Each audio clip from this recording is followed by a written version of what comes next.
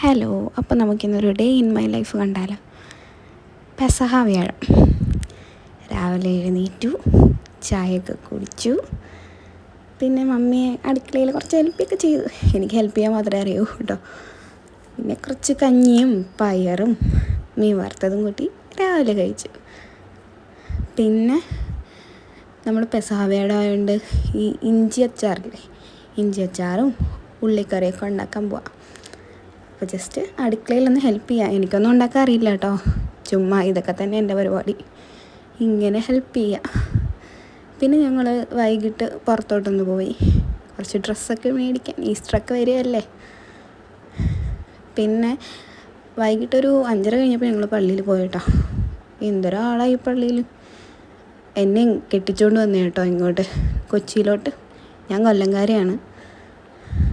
പിന്നെ പള്ളി കഴിഞ്ഞ് ഞങ്ങൾ രാവിലെ മിൽക്കൊക്കെ കുടിച്ചു. ഫോർട്ട് കൊച്ചി ബീച്ചിലൊക്കെ പോയിരുന്നു കുറച്ച് നേരം. പിന്നെ ഞങ്ങൾ വീട്ടിൽ വന്നു,